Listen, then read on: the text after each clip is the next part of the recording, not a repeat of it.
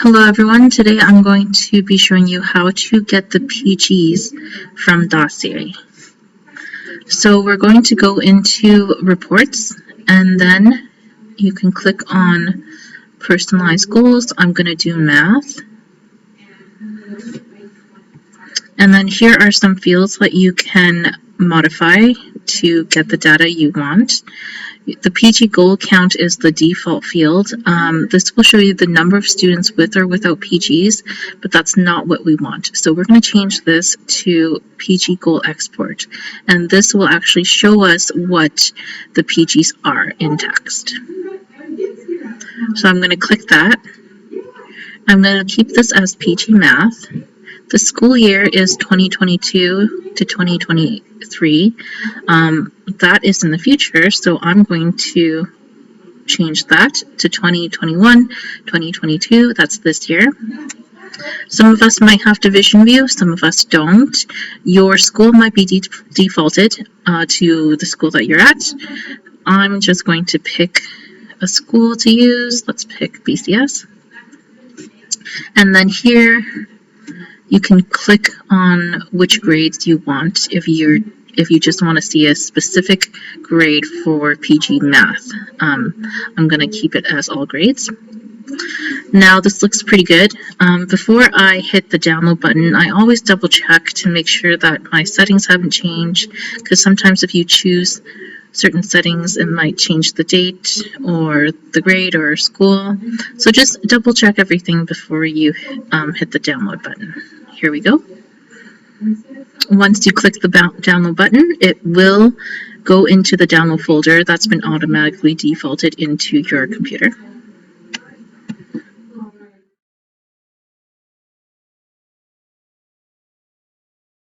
So this is the data that would pop up. This is, of course, a demo data. This information is not sensitive. This is just so that I can show you how to format the data and how to read it. Now, once you've downloaded the Excel sheet, it will be sorted by last name. So the student's last name and then their first name. On the column next to it will be the student ID. You might see Excel formatted as such. This is just how Excel displays the data in the cells. For those of us who are familiar with Excel, you know that there are ways to format the data. The reason why they put it in this type of notation is to save space. So if you see some numbers like this, don't panic. All you have to do is go into the Excel sheet and double click on the line that separates C and D column. You can also drag out the column if you want a bit more space. Please keep in mind that I'm doing this demo in the Excel program on my desktop. If you're using Excel on OneDrive, or if it's in a web browser, it might be different. Here's your grade. So the student's grades here. This is the FNMI declaration. The data has not been populated for this column yet. Here is the gender of the student. This is their EAL status, which also has not been populated. And this is what we want, is the PG text. This is going to show you what the PGs actually are. I've populated this with some data that doesn't mean anything, just as a demonstration. In this column, we have the person who last updated it, so it would be the teacher's name. You'll be seeing different teachers' names, of course, in your actual data. The date that it was updated, this is a timestamp that's been automatically generated. The status of the PG, and then the PG review date, which is the date that was manually selected by the person who last updated. So if you want to look at the data and you want to get rid of all the clutter, what I would do is I would delete the first row. You're going to right-click on the first row, and then you can delete it. I also like to see all my columns, so I'm just going to double click on the lines in between A and B, and it will automatically adjust my columns.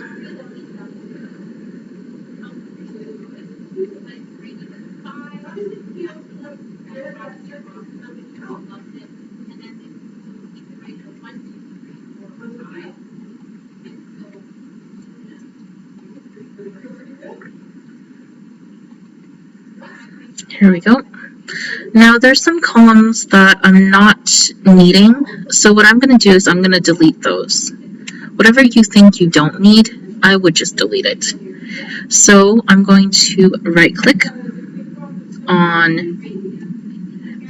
on E. So it should be grayed out, and then you're just going to delete this. I don't need their gender, or you can keep it, but I don't need it. I'm going to delete it. I'm going to right click again and delete. And as you can tell, once columns have been deleted, the E column is now changing. So, do I need the teacher's name? Probably not. I don't need to know when it was last updated. Don't need the status, but I might want to keep the review date. Okay. So, if you don't want to print anything and you just want to read the PGs, this is a good way to just see everything at a glance. And then we can move this column. If your PGs are pretty long, you can move this column and then you can read it.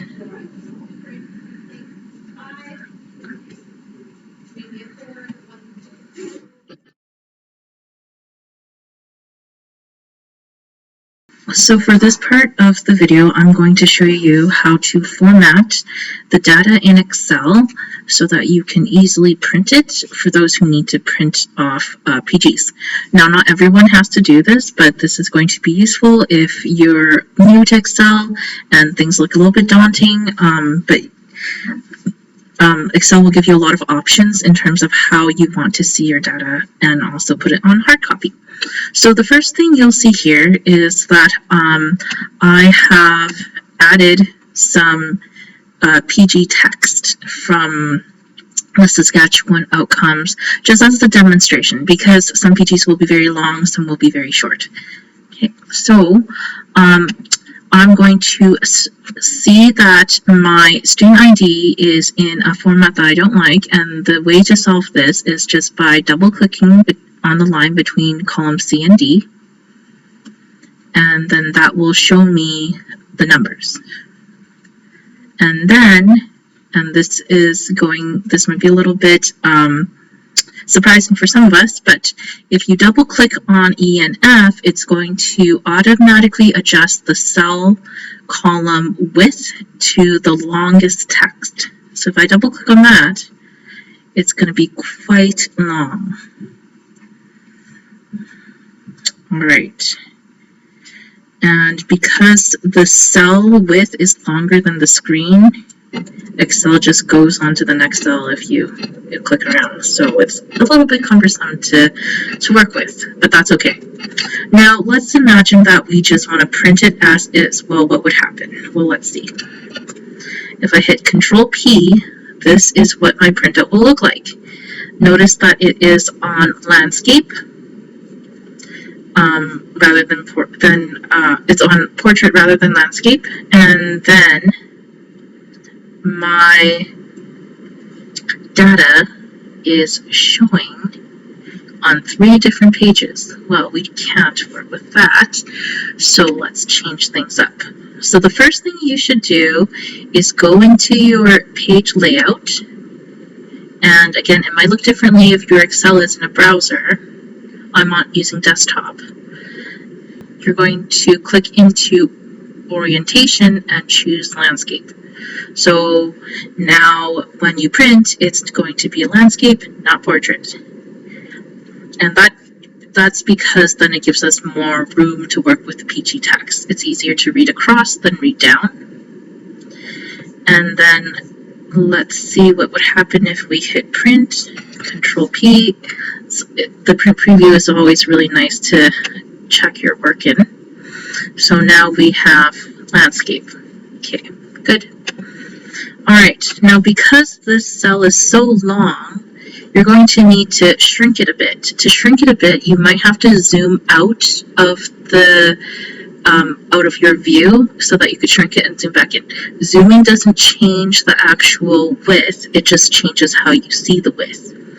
So there's a couple ways to do this. You could use 2 fingers on your mouse pad, or you could use Control and scroll with your mouse.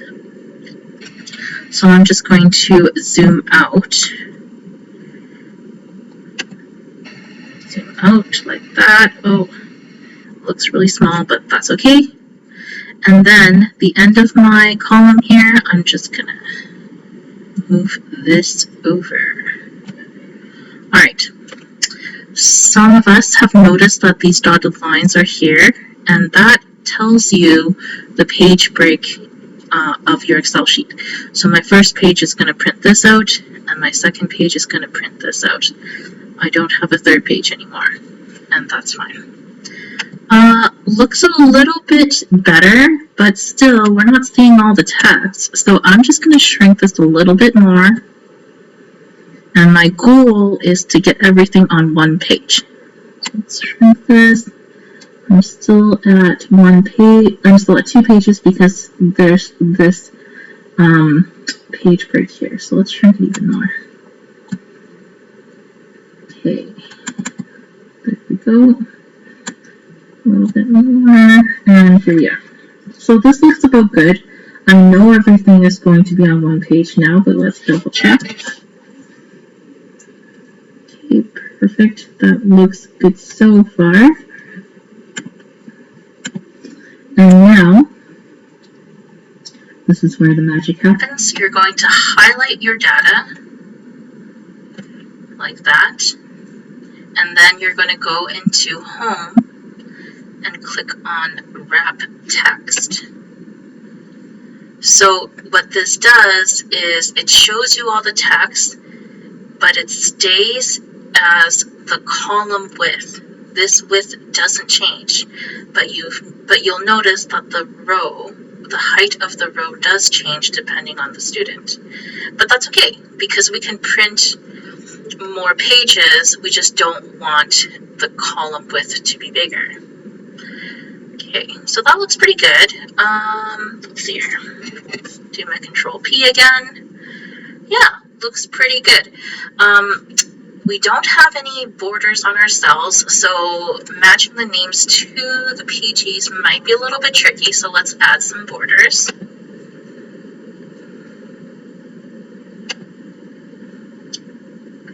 You're going to go under Home and then click on Borders, and then add some borders. There we go. Alright, let's check our print preview again. Yeah, that looks not bad. I quite like it. What I also like to do is I like to justify everything into the middle.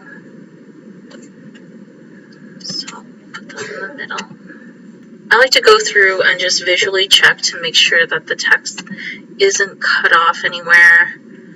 Depending on the formatting and indentations of the text, it could still cut off a bit. So I just like to double check, just a visual check all the way down. And that looks pretty good to me. Yep. So then what you can do, make sure that this is bolded, and then you can check your print preview, and that looks pretty good. The other thing I like to do is to repeat this column for every page you print. That way the audience, your reader, will know what column they're reading under. So there's a quick and easy way to do that. What you do is you go into page layout, and then you'll click on this little arrow under page setup, and then this window will pop up. You will go to sheet, and then rows to repeat on top. And I'm just going to drag this over, and then I'm going to click this row. So row 1. Okay. Now let's see if that worked. Oh, gotta move this over a bit.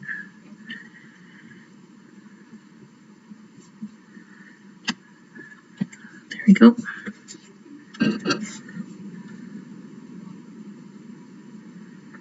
Now let's see if this row printed on the second page.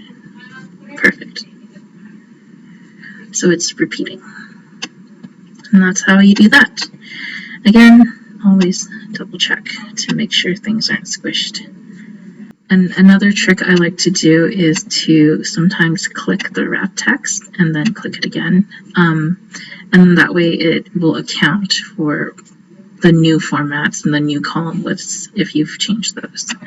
So that's a good way of making sure that things are visible where they should be. Okay, so that's done. I can go ahead and print this off.